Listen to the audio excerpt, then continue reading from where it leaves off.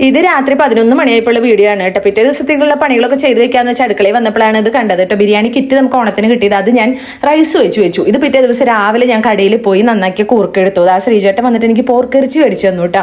അങ്ങനെ ശ്രീചേട്ടന് തീരെ വയ്യ, വീട്ടിലേക്ക് വരികയാണ്. അപ്പോൾ ശ്രീചേട്ടൻ കുറച്ച് നേരം കിടക്കണം എന്ന് പറഞ്ഞു. അങ്ങനെ കടയിൽ നിന്ന് വരികയാണ് കേട്ടോ. അപ്പോൾ ഞങ്ങൾ അങ്ങനെ പോർക്കും മേടിച്ചു വന്നു. പോർക്കും കൂർക്ക ഇട്ട് വെക്കാമെന്ന് വിചാരിച്ചു. ബിരിയാണിയുടെ റൈസ് മാത്രമേ വെച്ചിട്ടുള്ളൂ കേട്ടോ. അപ്പോൾ ഇത് കൂട്ടി കഴിക്കാമെന്ന് വിചാരിച്ചു. അങ്ങനെ വീട്ടിലെത്തി ശ്രീചേട്ടൻ അവിടെ കിടന്നു കേട്ടോ. അങ്ങനെ ഞാൻ കൂർക്കയൊക്കെ ഇട്ട് നമ്മുടെ പോർക്ക് വേവിക്കുകയാണ്. അതിനുശേഷം അതൊന്ന് കാച്ചി എടുക്കണം. അച്ചുമോൻ ഇങ്ങനെ കൂർക്കിട്ട് വെക്കുന്നത് ഇഷ്ടമല്ല കേട്ടോ. എങ്കിലും കുറേ നാളായാലും ഇങ്ങനെ വെച്ചിട്ടാണ്. സവോളൊക്കെ അരിഞ്ഞെടുത്തിട്ടുണ്ടായിരുന്നു. ഞാനിങ്ങനെ നോക്കുമ്പോൾ കഴുത്തിലൊക്കെ കറുത്ത പാട് വന്നു തുടങ്ങി കേട്ടോ. നന്നായി തടി വെക്കുന്നൊക്കെ ഉണ്ട്. അപ്പോൾ എന്തെങ്കിലും ഹോർമോൺ ചേഞ്ച് ഉണ്ടായിരിക്കും എന്ന് ഞാൻ വിചാരിച്ച് ഇങ്ങനെ നിൽക്കുകയാണ് കേട്ടോ.